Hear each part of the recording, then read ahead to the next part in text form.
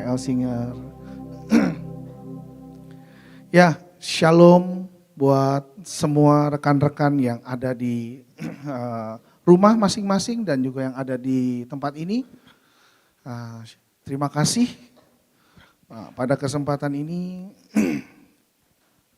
saya hari ini akan sharing sedikit yang ringan-ringan aja sebenarnya untuk teman-teman, untuk kita semua, ya. Firman-nya mungkin boleh dibantu di Ibrani 11 ayat yang ke-1. Silakan. Nah, maaf. Teman-teman mungkin, rekan-rekan mungkin sudah sering mendengar tentang firman ini, ya. Oke, kita baca sama-sama ya. Ibrani yang 11 ayat yang ke-1. Iman adalah dasar dari segala sesuatu yang kita harapkan dan bukti dari segala sesuatu yang tidak kita lihat.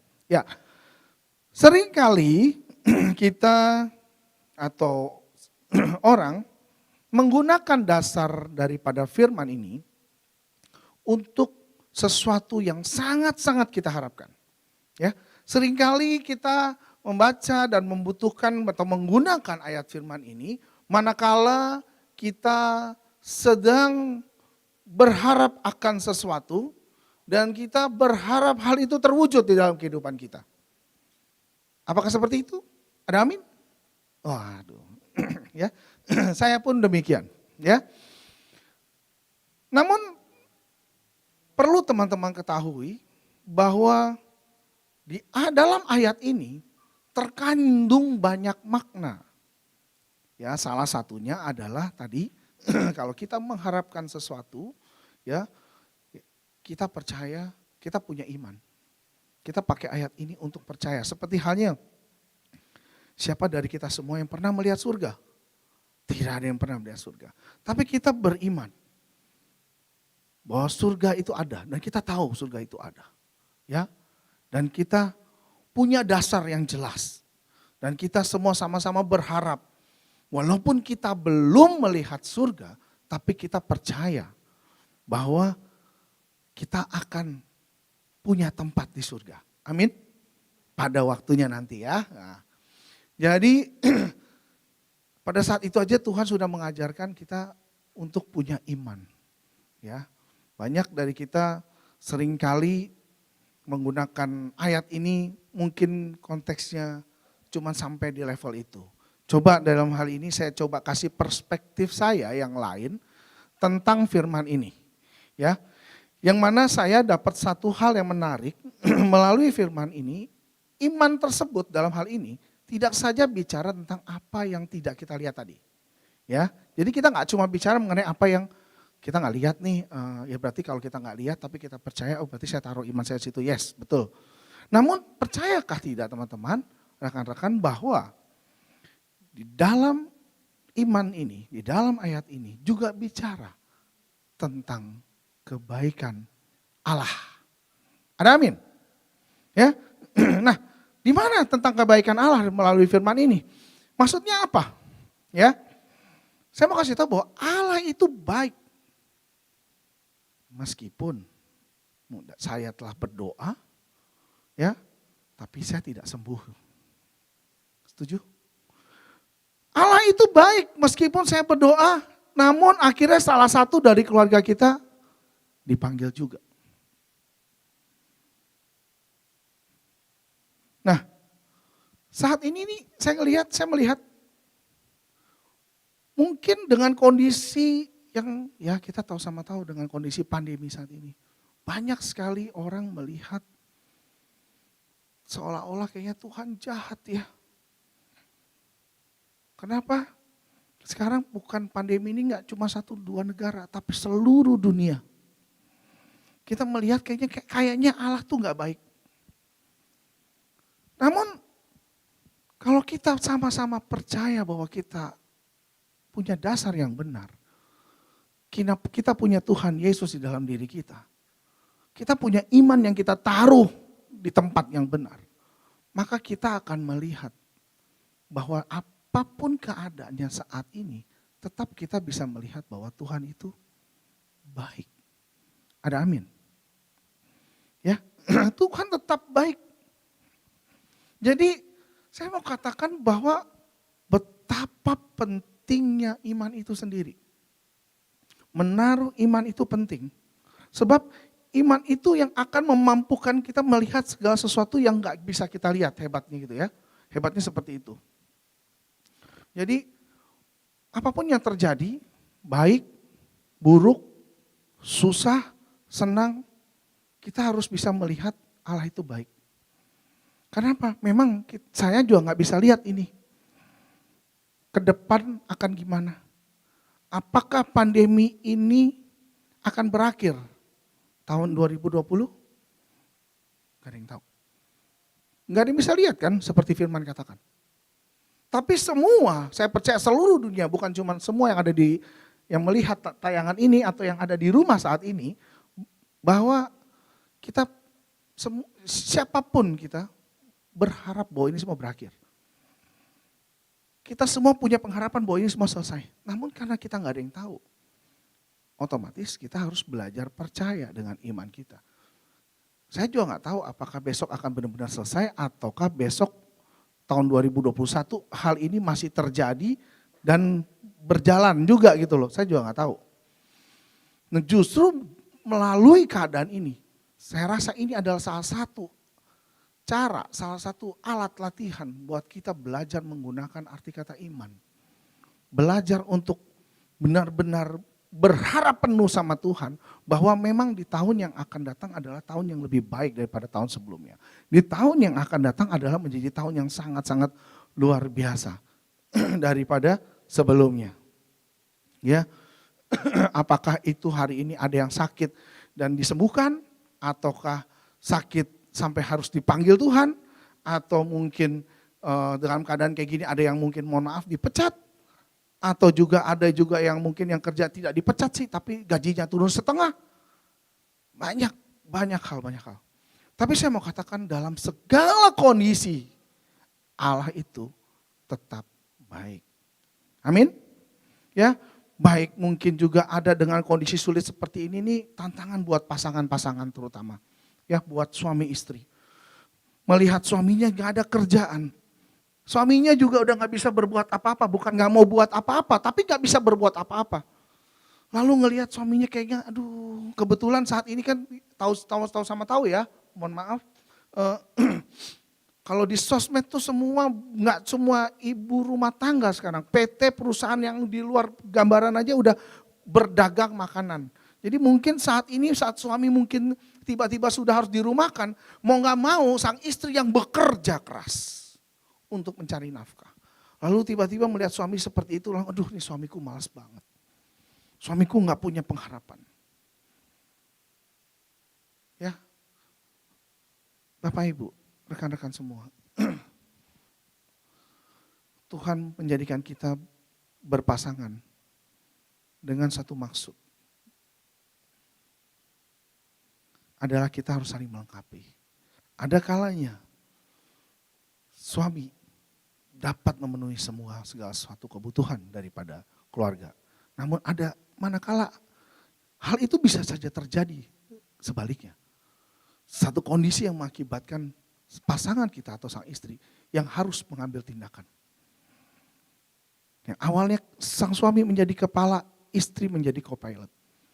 Lalu dengan kondisi situasi keadaan yang berbeda, sekarang istri jadi kepala, suami jadi co-pilot. Bukan berarti jadi imam ya, sekali lagi. Mungkin yang kemarin kan suami yang cari kerja, sekarang istri yang masak cari kerja. Bisa aja, istrinya pandai masak, sekarang suaminya yang mendistribusikan. Jangan gengsi, jangan malu. Dalam kondisi seperti ini apapun itu kerjakan. Tapi juga bukan berarti dengan keadaan seperti ini, istri melihat suami gak ada manfaatnya. Jangan, ya, tetap hargai dia sebagai imam. Justru di sini kita belajar kerendahan hati. Karena segala situasi bisa berubah. Justru disinilah tantangan dan disinilah pembuktiannya. Apakah cinta antara pasangan cuman sampai di level yang standar atau di level yang tidak standar. Ini kondisi yang sangat tidak standar. Kalau di kondisi standarnya ya suami bekerja wajar, istri bekerja wajar. Sekarang bisa-bisa suaminya nggak bekerja, malah istrinya yang bekerja. Ya, tapi apapun itu tetap harus berkata Tuhan baik. Justru harus kalau dengan pasangan ya, berpasangan di rumah yang udah punya pasangan, harus tetap katakan Tuhan baik dan dukung suaminya, dukung pasangannya, dukung istrinya. Ya. Ya, walaupun apapun yang terjadi meskipun kenyataan pahit dan kita tidak untung di tahun ini, tetap harus katakan bahwa Allah itu baik. Ya. Amin. Amin. Allah baik meskipun saya harus mengalami kondisi, saya nggak ngerti maunya Tuhan seperti apa. Ya, menurut saya ini menarik karena saat kita sulit mengerti, Allah tetap baik. Justru waktu saya sulit mengerti, menurut saya, itu bukti bahwa apa? Allah saya besar. Seringkali kita berusaha daripada kita mengerti jalan-jalannya Tuhan.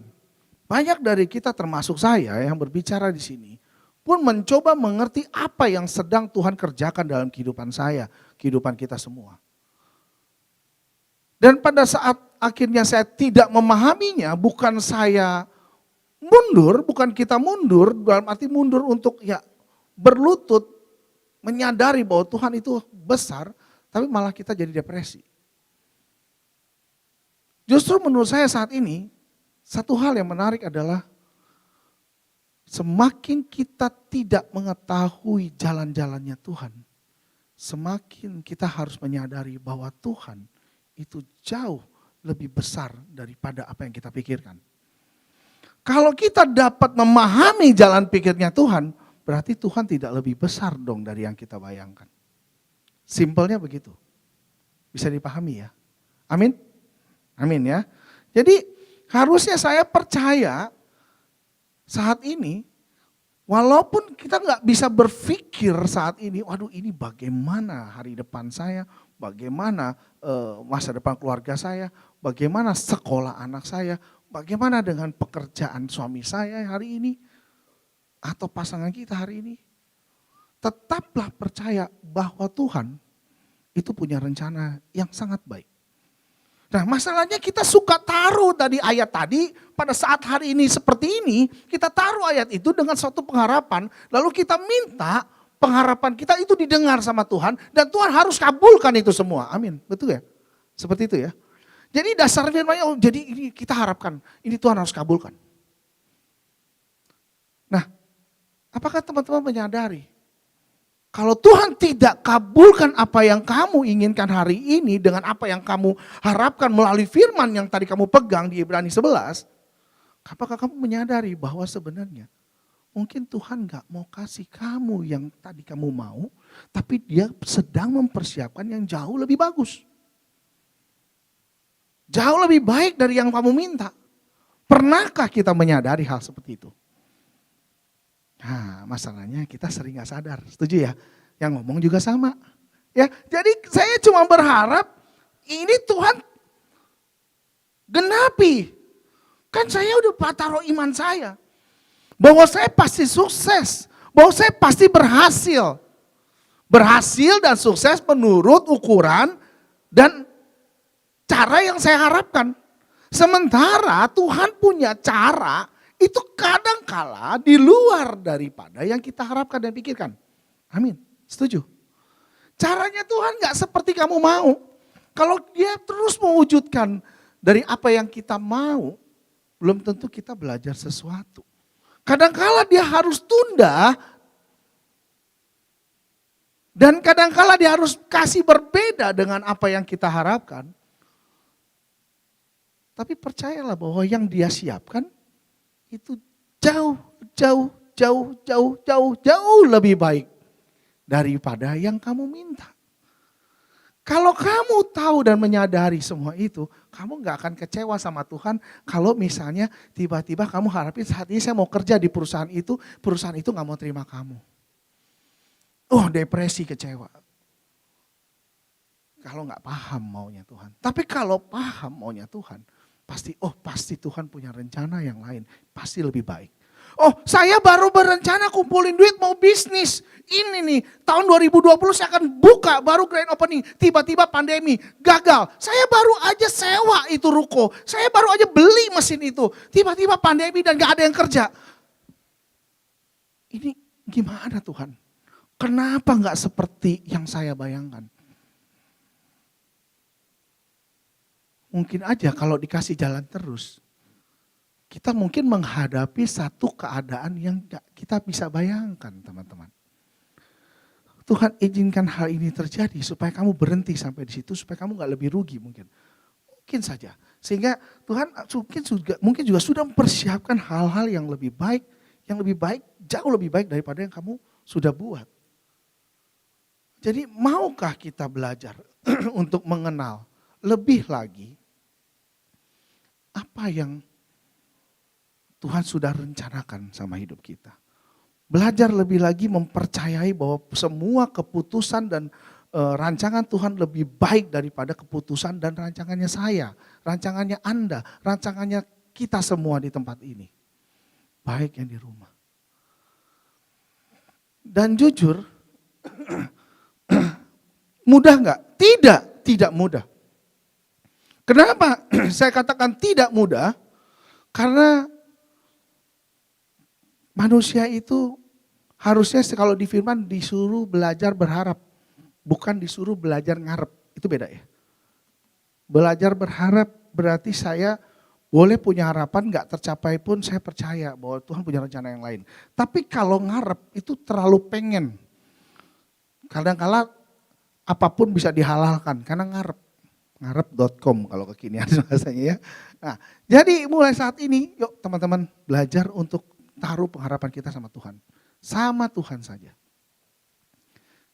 Satu hal yang menarik, saya sharing sedikit tentang kondisi keadaan yang saat ini terjadi dalam kehidupan saya. Saya mengucap syukur di tahun ini Tuhan bekerja sempurna di luar dari ekspektasi saya. Saya nggak berekspektasi, maaf Tuhan berkati saya seperti hari ini. Tapi saya bersyukur sekali justru saya belajar dari apa yang Tuhan lakukan saat ini dalam hidup saya. Namun hal yang menarik adalah dalam perjalanan kehidupan ini ternyata saya diizinkan Tuhan untuk menghadapi satu persoalan yang jauh lebih menurut saya lebih challenging dibandingkan kondisi sebelumnya. Salah satu hal yang menarik menurut saya, di dalam kehidupan ujian yang paling sulit itu cuma dua menurut saya. Menurut saya kalau teman-teman ada lebih silakan aja gak apa-apa. Yang pertama selalu berhubungan dengan uang. Setuju ya? Nah itu pasti semua, iya setuju, amin, betul itu betul. Ya. Tapi kalau itu udah beres, ada yang jauh lebih menantang. Yang kedua adalah berhubungan dengan orang yang kita kasihi, yang kita sayangi, yang kita percaya bahwa orang itu adalah orang yang menurut kita baik. Nah dalam kehidupan kadangkala menurut saya dua hal itu yang sulit. Satu kita bisa lolos, tapi satu ini perlu diuji lagi. Dan hari ini saya harus menghadapi satu kondisi, saya harus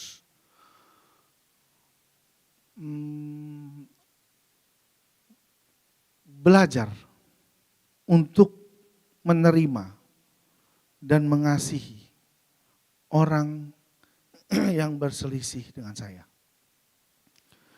Yang mana orang tersebut mungkin ya tadi datang dari orang yang kita sayangi, kita kasih. Saya melihat bahwa orang ini tidak mungkin bermasalah dengan saya.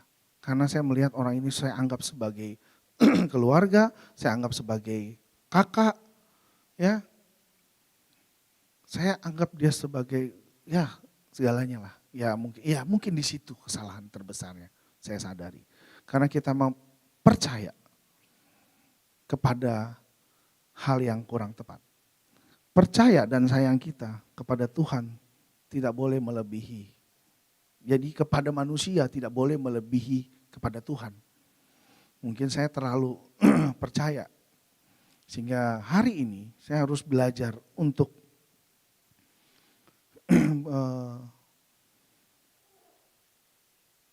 menerima satu keadaan di mana saya harus belajar memaafkan. Walaupun orang itu berpikir tentang kita, sementara kita tahu bahwa kita tidak seperti itu.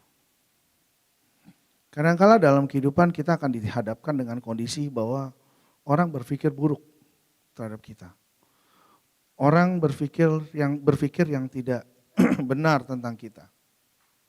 Tapi ketahuilah hal ini teman-teman, bahwa memang kita tidak bisa memaksa orang berpikir apapun terhadap kita. Yang baik sekalipun kita mau buat hal baik sebaik apapun, mungkin suatu hari akan ada kondisi dan situasi yang membuat kita ya diuji di dalam persahabatan. Dan saya belajar satu hal dari kejadian ini. Saya belajar ini bukan cuma untuk teman-teman, tapi ini buat saya yang paling utama, yaitu ada hal-hal yang selalu manusia ingat. 3 hal yang selalu manusia ingat dalam kehidupan. Dan itu buat saya juga paling utama. Ini pembelajaran berharga. Kenapa?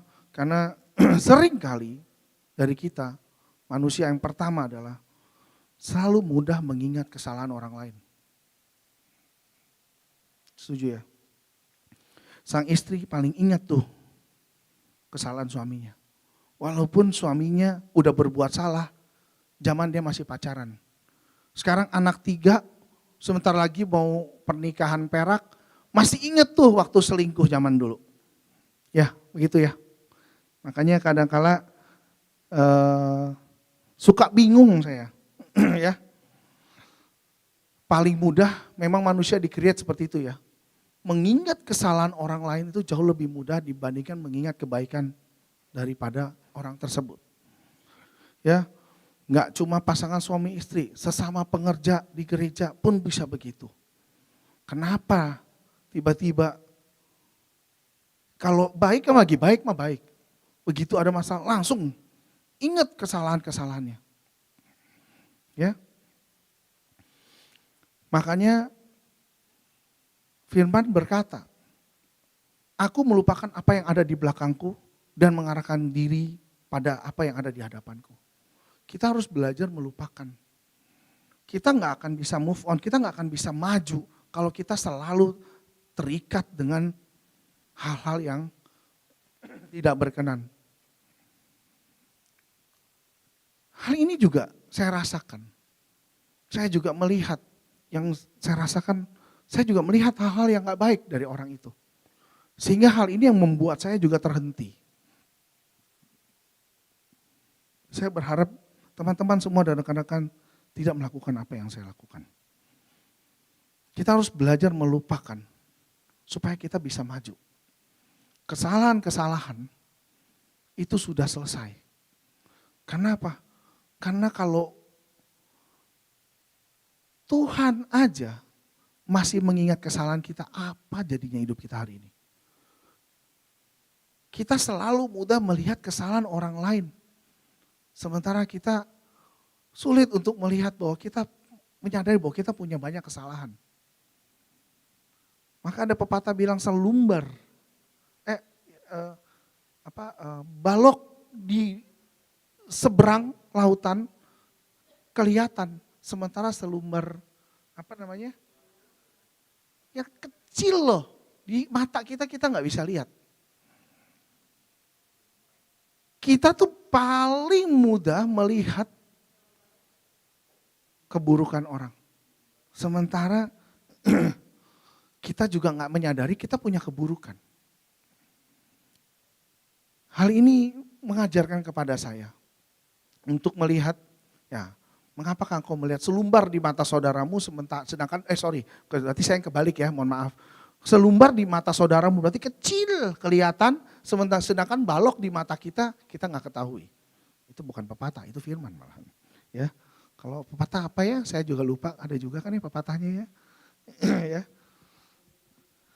Gajah di pelupuk mata. Semut di seberang lautan kelihatan, gajah di pelupuk mata nggak kelihatan, ya kan? Itu ya pepatah. Nah, itu saya kebalik berarti, maaf ya. Kan saya manusia, betul. Nah, oke. Nah, firman menarik ya.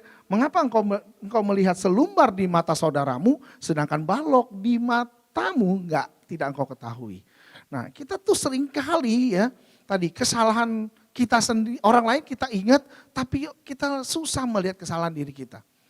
Kalau saya selalu pakai bahasa saya kalau ngomong dengan istri saya, memang kita tuh selalu butuh orang lain. Kenapa? Karena sampai hari ini saya 42 menuju 43 tahun saya belum pernah lihat punggung saya kecuali pakai kaca. Itu pun gak maksimal. Betul ya? Kalau mau garuk pasti minta tolong orang, betul gak? Tapi itu ada filosofi tersendiri, artinya kita gak pernah bisa mengerjakan semua sendiri. Tetap harus membutuhkan orang lain. Ya. Nah, kadang-kala kalau orang lain memberi masukan, tolong diterima sebagai masukan. Jangan orang kasih masukan, kita yang menerima sebagai kritikan. Akhirnya siapa yang rugi? Kita. Kita gak akan menerima masukan. Kita bilang, di belakang kamu tuh ada kotoran. Kamu, aku jorok. Kadang-kadang kita suka gitu, responnya salah. Siapa bilang aku jorok, aku udah mandi. Padahal sebenarnya apa? Kasih tahu doang itu ada kotoran, kalau dibersihin udah hilang sih sebenarnya. Tapi kita sibuk dengan respon yang salah. Kita terlalu menggunakan cara yang salah. Seringkali menggunakan cara yang salah. Ya, jadi mulai lupakan yang di belakang, maju fokus pada hal yang ke depan. Karena itu firman yang katakan. Nah, yang kedua, tadi yang pertama ya, yang kedua, kita manusia sulit sekali ya,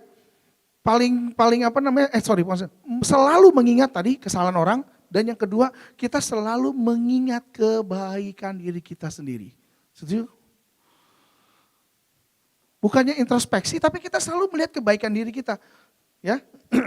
Dan ingat teman-teman, misalnya kayak gini, kebaikan nih saya nih udah berjasa nih, ini kalau nggak ada saya, wah ini gimana bisa terjadi seperti ini. Begitu? Ini kalau ini nggak ada saya, ini gimana bisa berjalan. Ini kalau gereja nggak ada saya, nggak bisa begini. Ini kalau kantor saya nggak ada saya, wah berantakan. Ini kalau bos nggak ada saya, wah dia pasti kesulitan. Ini kalau toko, saya nggak yang bolak-balik pagi siang sore jagain, nggak bisa laku kayak begini. Udah kayak kucing lay-lay aja jimatnya ya, kayak begitu. Jadi sering kali kita melihat kebaikan diri kita.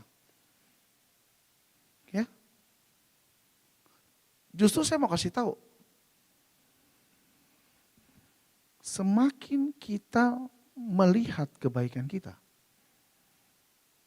semakin sulit ya untuk kita, maksud saya justru semakin cinta kita kepada pasangan ataupun pelayanan itu akan berkurang. Oke, saya ulangi. Selama kita selalu mengingat kebaikan diri kita, ya, baik nih hidup, pelayanan dan pasangan. Jadi kalau pasangan, biasanya kalau suami istri nih ya, sering kali ngomong kayak begini, biasanya, saya sering dengar, kamu itu kalau nggak ada saya nggak bisa apa-apa. Kamu tuh ya, kan cuma pergi kerja. Aku loh di rumah loh, biasanya istri ngomong begitu. Biasanya ya. Yang ngurus anak, yang masak, yang belanja, nyuci baju, urus rumah, ngajarin anak. Kamu cuma pergi kerja doang. Coba. Ya. Kadang-kala begitu, yang istri yes, akhirnya di rumah, tuh kamu dengar. Ya kamu dengar. Tapi saya mau kasih tahu, suami juga bukan berarti nggak kerja. Kerja. Namun juga suami juga jangan merasa, oh iya berarti benar nih. Saya kerjanya bagian saya kerja. Saya cari duit. Ya, saya nggak perlu ngurus yang kayak begitu-gitu tuh. Mohonlah teman-teman.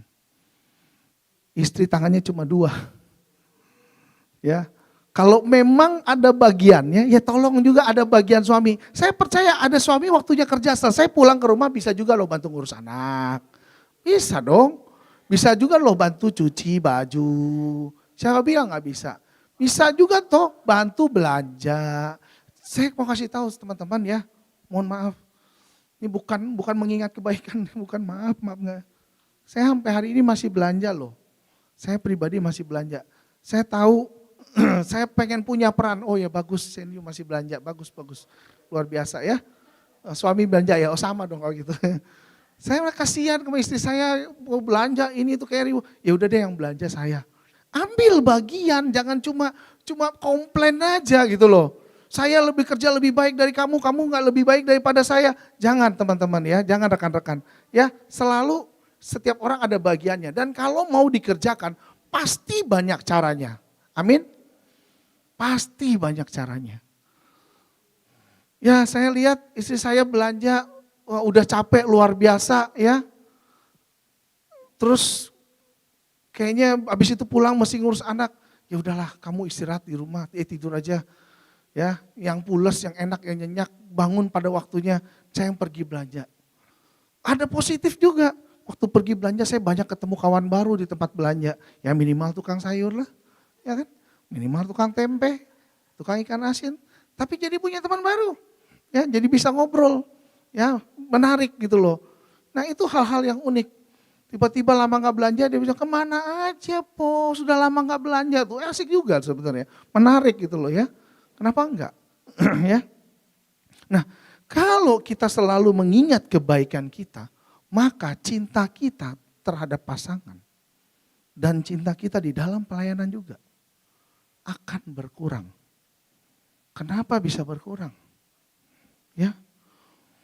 Karena kita suka merasa bahwa kita sudah beri yang terbaik. Saya mau kasih tahu teman-teman, semua yang baik yang dapat kita lakukan, semua datangnya daripada Tuhan. Ya, nah ini ada firman di Amsal 27 ayat 1. Thank you multimedia. Janganlah memuji diri karena esok hari, karena engkau tidak tahu apa yang akan terjadi hari itu. Wah mantap itu, thank you. Ya, nah ini Amsal 27 ayat 2 malah, biarlah orang lain memuji engkau dan bukan mulutmu, orang yang tidak kau kenal dan bukan bibirmu sendiri. Nah kalau mau dapat pujian ya biarlah orang yang puji. Jangan kamu memuji diri sendiri kayak gak ada orang yang muji aja. Jadi seolah-olah ya kita butuh puji, bukan berarti dalam hal ini kita butuh pujian, tidak. Lakukan saja yang terbaik. Tapi apa yang kita lakukan yang terbaik tolong jangan pernah diungkit dan diulang. Oh saya udah berjasa bagi pelayanan, ini pokoknya ini gak bakal luar biasa pelayanan kalau gak ada saya dari awalnya. Gak perlu. Kalau kamu bilang begitu berarti yang hebat kamu bukan Tuhan. Sementara saya percaya kamu bisa melakukan hal itu karena Tuhan yang memampukan kamu.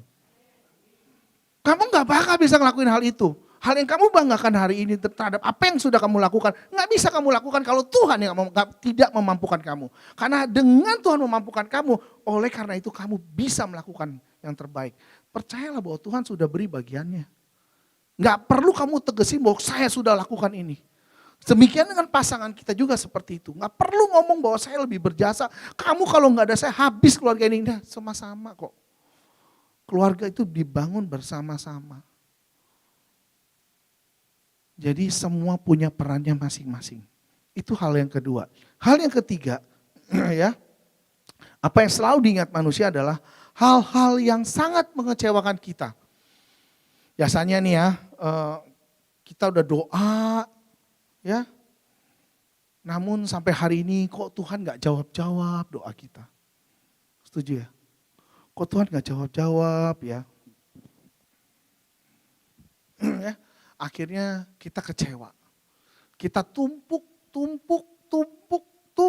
semuanya. bukannya jadi baik tapi buat kita malah jauh daripada dia. Setuju? Amin. Ya. Kita kecewa, kenapa harus seperti ini? Kenapa dia harus seperti itu? Ya. Semua baik-baik aja, kenapa harus jadi kayak begini? Ya. Hal-hal yang sangat mengecewakan kita itu juga hal-hal yang selalu tanpa sadar. 3 hal tadi. Manusia selalu kayak tadi, mengingat hal itu ya. Lupakan ya, lupakan hal itu. Maju ke depan. Justru malah menurut saya yang perlu diingat, yang terpenting adalah 2 hal aja. Yang paling perlu diingat. Yang pertama adalah kesetiaan kepada Tuhan. Itu yang perlu diingat. Ya, kenapa saya bilang kesetiaan itu perlu diingat? Walaupun hari ini kita tidak setia, Tuhan tetap setia. Amin.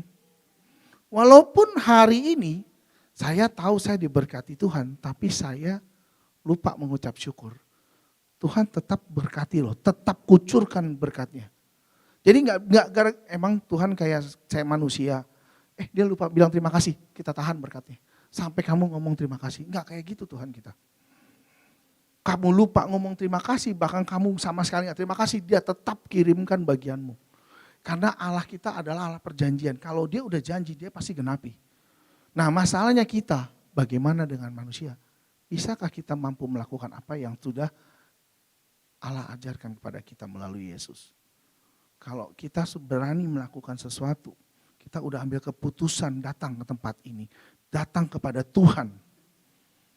Mampukah kita tetap berjanji melakukan yang terbaik? Dengan segala kondisi, apapun yang terjadi. Seperti halnya kalau saya sudah memilih pasangan hidup saya tetap belajar untuk setia dengan pasangan saya. Walaupun di luar sana, kalau kamu tanya, yang lebih baik banyak gak? Banyak.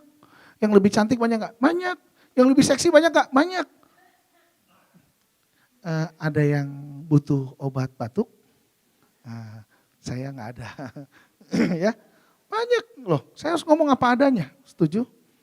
Tapi saya mau kasih tahu. Di luar sana tidak ada yang seperti istri saya. Amin. Nah, cuma satu. Nah, saya percaya istri saya adalah yang terbaik dan sepadan untuk saya. Amin. Nah, kalau setiap kita pasangan imam, terutama laki-laki nih paling, laki-laki lagi ya. Bisa bersyukur dengan apa yang sudah Tuhan beri. Ya, hal simpel ya tadi pasangan. Loh, kan kita yang sudah pilih dari awal. Jadi jangan bilang udah kita pilih tiba-tiba kita gak cocok sama dia terus komplain sama Tuhan. Berapa kali saya menemukan hal-hal unik. Waktu dia pacaran gak ngomong-ngomong, dia cocok tiba-tiba datang tolong diberkati. Terus gak lama ada cerita gak cocok. Terus minta cerai. Coba kebayang gak kayak apa itu? Itu macam kalau saya kasih analogi ya, kayak orang beli sepatu. Tahu ya beli sepatu? Saya udah pakai 7 tahun kemudian saya balik lagi ke toko sepatu bilang sama tungko, kok sepatunya gak cocok, udah 7 tahun. Coba, gokil gak? Setahu saya kalau misalnya kita masuk ke udah beli sepatu, kalau kiri sama kanan terus tiba-tiba satu sepatu isinya satu kotak kiri dua-duanya, dipakai aja langsung udah ketahuan, ini gak nyaman. Betul ya? Pak, kok ini gak nyaman nih, salah nih, tolong diganti. Benar gak? Hari itu juga. Lucu udah 7 tahun, 3 anak. Bilang gak cocok. Coba kalau cocok, jangan-jangan 12 anak. Ya. Ini gak cocok 3 loh, gak cocok 5. Gimana kalau cocok? Ya. Please, teman-teman ya. Kesetiaan penting. Kesetiaanlah hal yang perlu kita ingat di dalam kehidupan kita. Kesetiaan kita terhadap Tuhan. Kesetiaan kita terhadap pasangan. Jangan bilang saya akan setia kepada Tuhan. Sementara kepada pasangan kita gak bisa lakukan hal itu. Buat apa kamu bilang kamu setia sama yang kamu gak lihat loh. Sementara sama yang kamu lihat aja kamu gak bisa setia. Kita belajar dari segala sesuatu yang kita lihat hari ini. Dan itu membuktikan bagaimana kesetiaan kamu terhadap Tuhan yang sama sekali gak lihat. Kamu sebagai suami bohongin istri, istri tahu benjol kita sama panci. Setuju? Tapi kamu bohongin Tuhan, Tuhan tahu. Tuhan gak ketok pakai panci. Nggak ketok, diemin aja, ditungguin. Nah, kapan mau bertobat? Udah gak usah kayak gitu. Itu Tuhan yang luar biasa. Ya, itulah kenapa Tuhan tuh pemurah, pemaaf. Ya, kalau kita mah, aduh, udah kayak gitu mah, panci, golok, wah komplit semuanya ya. Ya, kesetiaan Tuhan yang perlu diingat. Dan yang kedua, anugerah Tuhan. Saya ada sebagaimana saya ada hari ini semua karena anugerah. Amin. Jadi kalau hari ini saya mampu berbuat sesuatu untuk pelayanan. Berarti karena apa? Anugerah. Jadi gak ada yang boleh membanggakan diri bahwa ini semua karena saya. Karena apapun yang dilakukan itu semua karena anugerah. Saya mampu mempertahankan keluarga saya sampai hari ini 14 tahun. Itu semua karena anugerah. Saya mampu mempertahankan perusahaan sampai hari ini itu semua karena anugerah. Saya mampu mempertahankan toko saya mungkin hari ini itu karena anugerah. Saya mampu bertahan di perusahaan itu sampai hari ini dengan bos yang mungkin agak kesel, ngeselin, ngejengkelin, maaf ya. Itu semua karena anugerah. Jadi jangan pernah berkata bahwa seolah-olah ini karena saya. Kalau karena kamu, kalau bos kamu resek, kenapa kamu nggak keluar? Gampang. Kalau itu semua bukan karena Tuhan, kamu kesel, kenapa nggak tutup tokonya aja? Jadi semua karena anugerah Tuhan.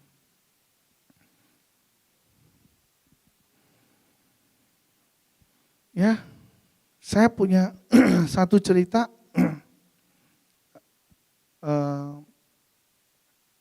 tentang ladang jagung. Mungkin ada beberapa orang pernah mendengar tentang cerita ini. Ya, ada satu desa di daerah Osaka, Jepang. Itu ada seorang petani yang menanam jagung unggulan dan dia sering memenangkan penghargaan jagung tingkat nasional. Ya, sampai dapat kategori adalah jagung terbaik sepanjang musim. Wah, itu luar biasa. Ya, jagung. Sampai-sampai satu wartawan itu bertanya penasaran. Dia pengen bikin wawancara khusus untuk menggali kesuksesan dari petani itu. Dan wartawan itu sempat ngecek. Ya, sampai wawancara, sebelum wawancara dia teliti. Biasa kan wartawan tuh sering kali sebelum dia ambil, kalau dibilang apa ya, ambil bukti-bukti dulu lah ya. Untuk jadiin bahan wawancara. Dan menariknya dia melihat bahwa petani itu kok sering bagi-bagiin benih jagung kepada orang-orang. Ya, lucu di sini. Kepada tetangganya dibagi-bagiin. Nah, akhirnya dia penasaran. Dia nanya di dalam wawancara, Pak petani, bagaimana Anda bisa berbagi benih jagung dengan tetangga Anda, lalu bersaing di dalam kompetisi? Ya, jelas ya teman-teman. Anda udah bagi, terus Anda berkompetisi. Dengan orang yang sama setiap tahun. Penasaran si petani tersebut. Petani tersebut jawab cuma simpel. Dia jawabnya simpel gini. Kamu gak tahu bahwa angin tuh menerbangkan serbuk sari dari jagung yang akan berbuah dan membawanya ke satu ladang ke ladang yang lain. Jadi ya serbuk sari itu dibawa sama angin waktu kita lagi tanam. Ya. Nah, dia berkata jika tetangga saya menanam jagung yang jelek, maka kualitas jagung saya juga akan menurun ketika terjadi serbuk sari. Nah, jadi dia memutuskan kalau saya menginginkan kualitas yang terbaik daripada jagung saya, ya, saya memutuskan dengan memberikan benih jagung yang terbaik. Dia sadar bahwa dia punya benih bagus banget dibanding tetangga-tetangganya. Tapi bagaimana caranya menang kan? Dia menang dengan cara dia memberikan benih-benih itu kepada tetangga-tetangganya. Supaya tetangga-tetangganya memiliki benih jagung yang sama. Dan pada saat mereka menyembahnya, terjadi serbuk sari tadi, penyerbukan. Nah, akan terbang juga serbuk sari yang baik. Karena apa? Karena dia dapat dari benih yang baik. Nah ini sekarang udah bukan lagi benihnya. Kenapa dia bisa juara yang jadi pertanyaan? Berarti udah lagi bukan benihnya, yaitu caranya. Artinya begini, saya mau ceritakan satu hal gini. Setiap orang di dalam diri kita semua sudah ditaruh sama Roh Kudus benih kebaikan. Semua Roh Kudus sudah taruh hal-hal yang baik di dalam diri kita. Namun kenapa kok kita bisa melihat rekan, teman yang mohon maaf tidak baik? Kurang baik. Nah itu berarti bukan karena Tuhan yang salah taruh benihnya. Kita anggap petani itu adalah Tuhan. Ya, akan tetapi itu kembali kepada keputusan setiap orang masing-masing. Setelah ditaruhnya benih kebaikan itu, mampukah ia melakukannya dengan cara yang benar? Mampukah ia dapat menampilkan apa yang sudah Tuhan ajarkan dengan cara yang baik dan benar? Mampukah ia melakukan apa yang sudah firman ajarkan ke dalam kehidupannya? Semua sudah ditinggalkan di dalam dirinya. Roh Kudus ada di dalam dirinya. Bagaimana mungkin ada Roh Kudus di dalam dirinya, lalu di dalam dirinya juga ada membenci kepada orang lain. Ada sifat membenci, sifat marah, sifat tidak suka, sifat bertanya, mempertanyakan sesuatu untuk mencari kebenaran dan sebagainya. Bagaimana mungkin? Karena yang Tuhan taruh itu baik. Akhirnya semua kembali kepada respon. Ya, petani tadi tidak dapat meningkatkan kualitas jagung kalau dia nggak bantu tetangganya. Oleh karena itu dia memberikan benih yang terbaik kepada tetangganya. Tapi sekarang kenapa dia bisa menang? Kalau sama-sama semua benihnya sama, ya berarti tinggal cara menanamnya aja. Cara menanamnya beda-beda, ya. Cara menanam setiap orang beda-beda. Nah demikian juga bagaimana cara kita menumbuhkan benih-benih ilahi yang dalam diri kita itu berbeda-beda. Dan maukah kita memberikan juga, kalau kita diizinkan sebagai petani juga, kita memberikan hal yang baik kepada orang lain. Mampukah kita juga berpikiran yang baik kepada orang lain. Inilah challenge dalam diri saya pada saat saya menghadapi persoalan ini. Challenge buat saya adalah bagaimana saat ini saya tetap berpikir yang baik terhadap orang itu. Orang yang mungkin sedang mengecewakan saya hari ini. Orang yang hari ini saya jujur ngomong cukup kecewa dengan tindakannya. Tapi bagaimana sekarang saya bisa tetap belajar menerima. Karena memang sampai kapanpun kita tidak bisa memutuskan apa yang sebaiknya orang itu harus lakukan terhadap saya. Itu keputusannya beliau, keputusannya orang itu. Kita nggak bisa memaksa orang berpikir atau merespon sesuai harapan kita. Tapi kita bisa memutuskan dan merespon hal yang baik di dalam diri kita. Jadi semua kembali lagi kepada kita. Kembali kepada diri Anda. Ya. Bagaimana kita bisa berbuat sesuatu bagi orang lain dan mungkin ya kamu bisa menjadi alat yang dipakai Tuhan untuk menguatkan iman. Kembali ke dasar iman tadi, ke Ibrani 11 tadi. Kadang-kala tanpa disadari, Tuhan juga bisa pakai hidup Anda, hidup saya, hidup kita semua sebagai alat Tuhan untuk menjawab pengharapan dan iman atas orang lain. Mungkin yang saat ini ada orang yang lagi sedang berdoa, tidak memiliki masa depan. Mungkin hari ini Tuhan bisa pakai kamu menjadi masa depan buat orang itu dengan mungkin memberikan pekerjaan. Mungkin hari ini kamu lihat ada orang yang tidak memiliki tempat tinggal. Mungkin Tuhan bisa pakai kamu menjadi alat untuk memberikan tempat tinggal kepada orang itu. Mungkin saat ini ada orang yang sedang membutuhkan orang untuk didengar, pendengar. Kamu bisa memberikan telingamu untuk menjadi pendengar yang baik bagi orang itu. Dan banyak hal. Tinggal kembali kepada kita. Maukah kita menjadi alatnya Tuhan? Di dalam firman tadi, iman adalah dasar sesuatu dari yang kita harapkan dan bukti dari segala sesuatu yang kita tidak lihat. Orang sering kali melihat firman itu sebagai hal yang kembali kepada diri kita. Untuk saya. Bagaimana saya berharap menginginkan. Sementara bisa terjadi adalah kebalikannya. Ya. Justru kita menjadi alat yang tadi saya katakan. Kita menjadi alat.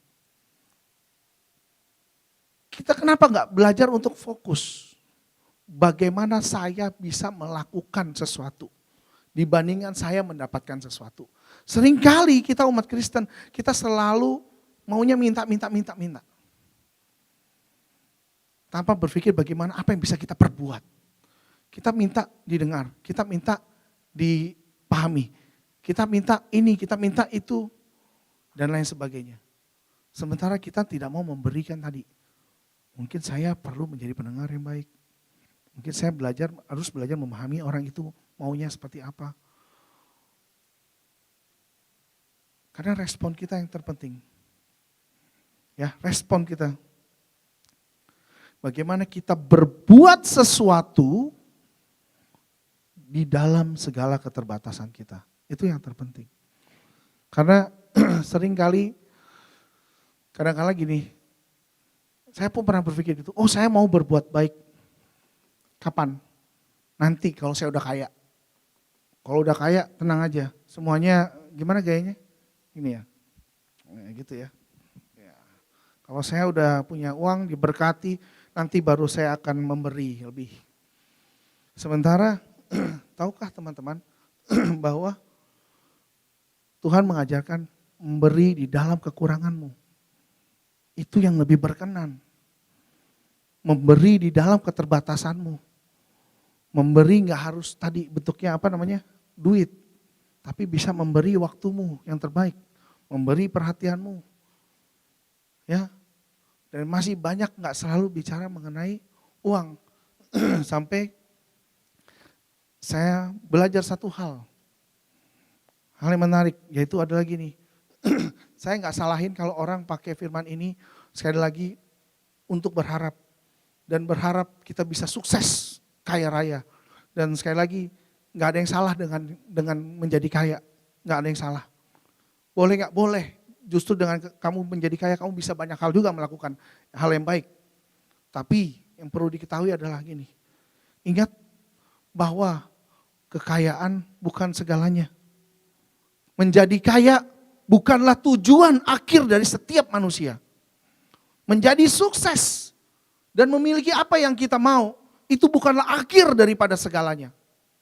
Karena Allah tidak mengajarkan hal itu. Ada orang bijak berkata kepada saya, kalau kamu kaya, percayalah, sampai kapanpun kamu tidak akan pernah cukup. Jadi kalau hari ini kamu diberkati dengan kekayaan yang luar biasa, percayalah kekayaan itu tidak akan pernah mencukupi kamu. Namun dia berkata, kalau kamu biasa saja, kamu akan cukup. Lucu ya? Kalau saya kaya, saya malah gak akan pernah cukup. Tapi waktu saya biasa-biasa aja, saya malah cukup. Waktu saya belum kaya, saya malah cukup. Waktu saya sudah kaya, saya gak cukup-cukup. Makanya Tuhan kasih lagi kekuatan buat kita. Semua ada di firman kalau teman-teman baca. Cukupkanlah dirimu dengan apa yang ada hari ini. Karena apa? Waktu kita belum kaya, kita punya berapapun, kita kelola dengan baik. Lalu kita bersyukur dengan hidup di dalam kecukupan itu. Kita bisa buat banyak hal yang baik di dalam keluarga. Seperti contohnya makan bersama keluarga. Ya, akhirnya kita bisa buat banyak hal. Walaupun gak cukup, walaupun di doa kita masih Tuhan tolong berkati kami lagi, lebih lagi. Ya gak ada salahnya sih kita dapat berkat lagi. Mungkin ada hal-hal yang pengen diwujudkan, mungkin untuk anak-anak dan masa depan mereka dan lain sebagainya. Gak ada salah. Tapi jangan lupa, Ada hal yang baik waktu kita belum kaya. Yaitu tadi kita punya kebiasaan-kebiasaan yang baik tanpa kita sadari. Dan suatu hari Tuhan berkati luar biasa, jadi kaya dia. Wah, ini menarik. Dia memang gak berubah. Tetap sayang sama keluarga. Tapi tanpa sadar. Dulunya hari Minggu gak pernah pergi-pergi karena duit gak ada. Jadi ya udah di rumah main sama anak aja. Betul? Happy. Akhirnya rajin makan sama keluarga. Ya. Sekarang punya uang. Udah punya uang biasanya komunitasnya udah beda. Ya. Komunitasnya beda. Karena punya uang mungkin dulu ada keinginan dan harapan bahkan impian yang terpendam. Hari ini bisa dilakukan. Ya. Tiba-tiba saya kan senang main golf. Wah, pas banget ketemu komunitas main golf. Semua bilang, main yuk di situ, ini tempatnya bagus.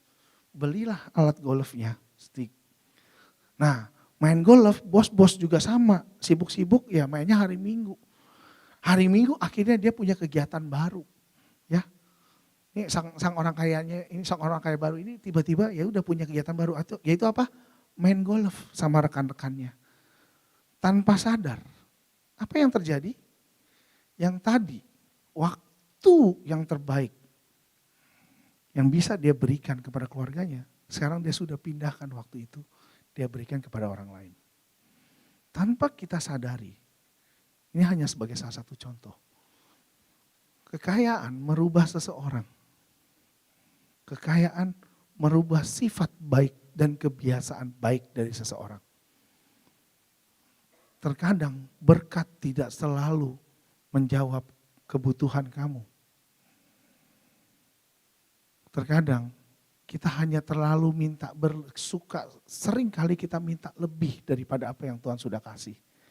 Kita cuma berharap terlalu banyak dari apa yang Tuhan sudah kasih. Dan gara-gara hal tersebut membuat anak yang tadi biasa makan bareng satu keluarga, kali ini udah jarang makan bareng.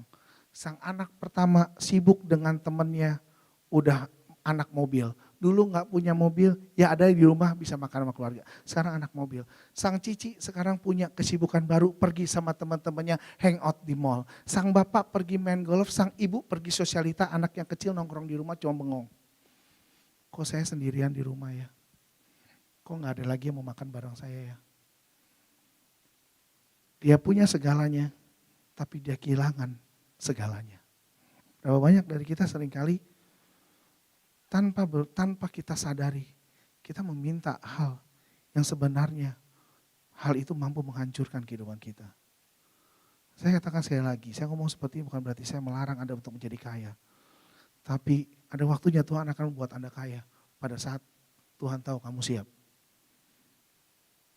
Bicara siap bukan karena bagaimana saya bisa mengelola uang itu, tapi bagaimana saya bisa mengelola diri saya dan setiap nafsu yang kita inginkan, daging yang kita inginkan, daging yang kita punya untuk melakukan apa yang bisa kita lakukan dengan apa yang kita punya. Jangan sampai kekayaan malah membuat segala kebaikan, segala kebiasaan baik yang ada dalam diri kita hilang dan sirna. Justru kamu mendapatkan sesuatu, tapi sebenarnya kamu kehilangan sesuatu. Kamu mendapatkan banyak menurut pandanganmu, tapi kamu kehilangan banyak tanpa kamu menyadarinya. So, teman-teman, sekali lagi saya mau katakan, Allah itu baik bukan? Baik. Jadi kalau hari ini saya belum mendapatkan apa yang saya harapkan dan saya mau, bersyukurlah bahwa hari ini saya sudah mendapatkan apa yang seharusnya saya terima. Amin. Saya sudah mendapatkan apa yang sudah saya impikan sebenarnya tanpa saya menyadarinya. Jadi Tuhan sebenarnya sudah memberikan banyak hal sesuatu yang luar biasa tanpa kamu menyadarinya. Jadi jangan lagi meminta hal yang tidak perlu menurut saya. Karena nanti ada waktunya Tuhan berkati kamu dengan berkat-berkat luar biasa tanpa perlu kamu minta. Tanpa perlu kamu usahakan. Pada waktunya nanti, pada waktunya siapapun bisa Tuhan berkati. Karena buat Tuhan, kalau untuk ngasih hal-hal seperti itu, is very very easy, terlalu mudah.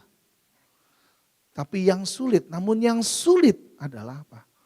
Merubah sikapmu dengan semua yang sudah kamu miliki. Karena setiap orang akan merasa menjadi penguasa pada saat ia memiliki segalanya. Kembali lagi, Tuhan yang tahu karakter kita. Kita teman, sahabat, adik, kakak, bisa lihat orang ya sekedar.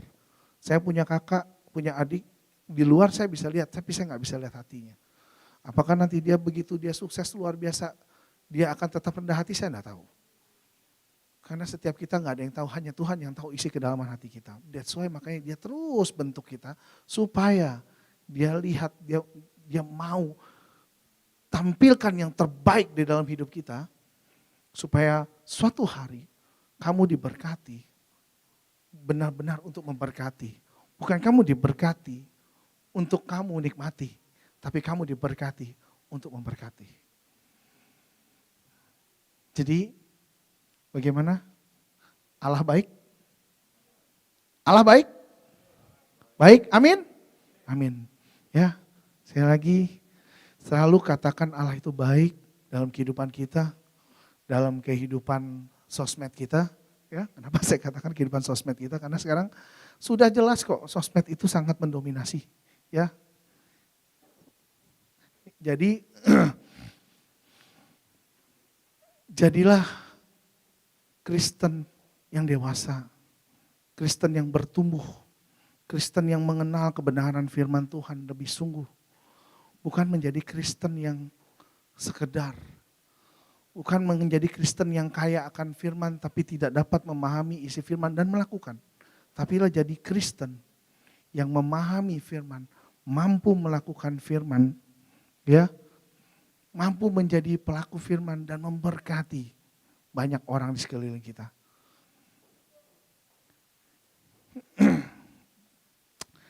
Kita silakan para singer dan WL. Kita nyanyikan satu lagu yang sangat luar biasa sebelum kita tutup. Allah kita adalah Allah yang setia. Allah yang tahu apa yang terbaik buat kita. Allah yang tahu apa yang benar-benar kita butuhkan dibandingkan dari apa yang kita inginkan. Mari kita sadari, mari kita mengucap syukur sehingga hidup kita akan terus menjadi berkat. Sekalipun ku berjalan dalam lembah gelap, Namun tanganmu selalu menopang hidupku. Saat ku dalam ketakutan, Kau hadir di sisiku. Kau berkata, jangan Takut, kau beriku kemenangan. Kaulah Tuhan yang berjanji, tak sekalipun kau ingkari kesetiaanmu sungguh terbukti di sepanjang hidupku. Untuk selamanya ku kan setia melayani, mengasihimu. Tiada Tuhan sepertimu, Yesus.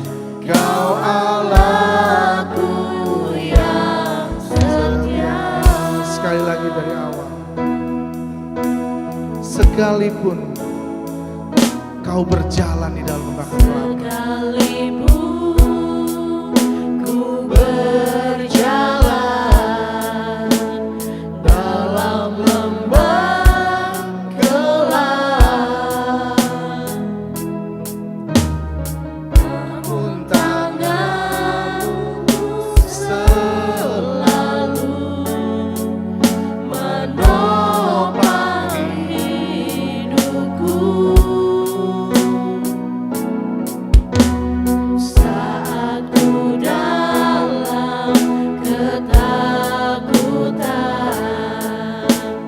Kau hadir di sisiku.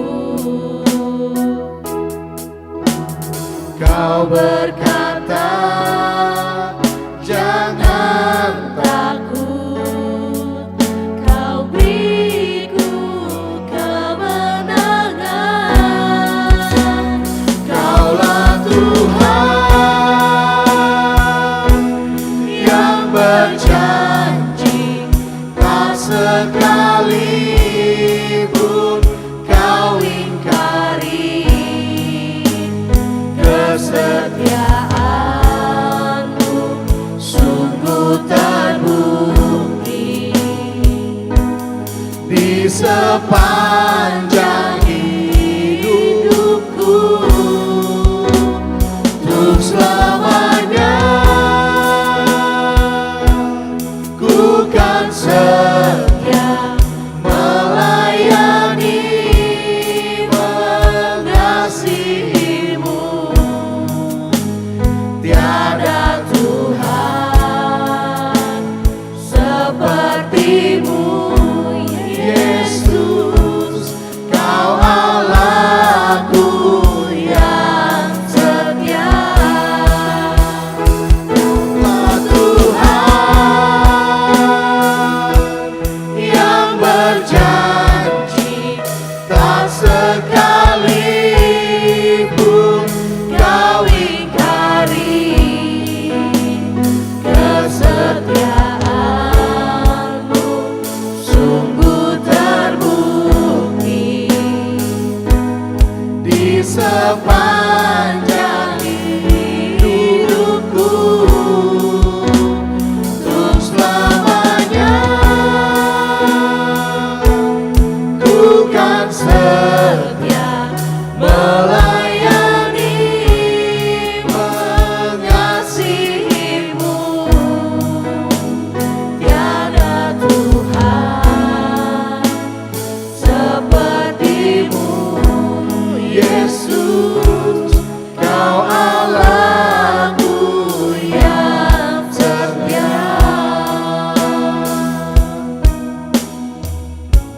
terima kasih Tuhan Yesus. Terima kasih. Kau Allah yang setia, Allah yang baik, Allah yang sungguh luar biasa, Allah yang mampu mengajarkan kami hikmat-hikmat tersembunyi, Allah yang terus menuntun dan memimpin kami, Allah yang terus mengangkat kehidupan kami di dalam langkah kami berjalan Tuhan. Di dalam perlombaan kehidupan ini, kami percaya Tuhan, kami akan selalu punya coach yang hebat, yaitu Tuhan.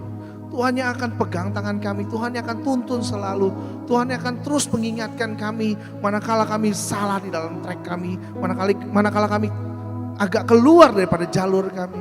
Tuhan yang selalu pimpin, Tuhan yang selalu mengingatkan, Tuhan yang kasih hikmat-hikmat tersembunyi, Tuhan yang terus angkat setiap kehidupan kami, Tuhan yang selalu taruh pengharapan demi pengharapan dalam kehidupan kami, untuk kami tetap percaya walaupun sulit untuk kami menerimanya, walaupun saat ini belum terlihat, walaupun saat ini Tuhan kami tidak tahu bagaimana masa depan kami, bagaimana kehidupan kami nanti. Tapi biarlah Tuhan kami percaya satu hal, kami punya satu hal yang kami ketahui, yaitu kami punya Tuhan. Kami punya Tuhan yang lebih hebat, Tuhan yang lebih besar dari pemikiran kami, Tuhan yang mampu melakukan segala perkara, bahkan yang mustahil sekalipun buat kami. Terima kasih Tuhan Yesus. Terus perbaharui kehidupan kami, iman kami. terutama hati kami Tuhan. Selidiki selalu hati kami. Sehingga kami boleh menyadari hanya Tuhan yang boleh ada di dalam hati ini. Yang lain tidak boleh. Hanya Tuhan yang boleh memenuhi seisi ruang hati kami. Yang boleh memenuhi ruang hati kami. Dan di luar daripada itu kami tolak di dalam nama Yesus. Terima kasih Tuhan Yesus. Ajar kami untuk merespon hal yang baik. Ajar kami untuk berkata-kata dengan tutur kata yang baik. Ajar kami Tuhan untuk melakukan hal yang baik dan benar dalam kehidupan kami. Melalui keteladanan Yesus Putramu Tuhan. Kami akan terus belajar bertumbuh untuk menjadi pribadi yang punya karakter seperti Yesus. Pribadi yang punya karakter sebagai pemenang. Pribadi yang tak tergoyahkan. Namun pribadi yang tetap lembut dan rendah hati. Di dalam setiap hal yang sudah Tuhan berikan dalam kehidupan kami. Terima kasih Tuhan Yesus. Terima kasih. Kami mengucap syukur Tuhan. Kami mengucap syukur Tuhan karena Kau Allah yang setia sampai hari ini. Terima kasih Tuhan Yesus. Kaulah Tuhan. Kaulah Tuhan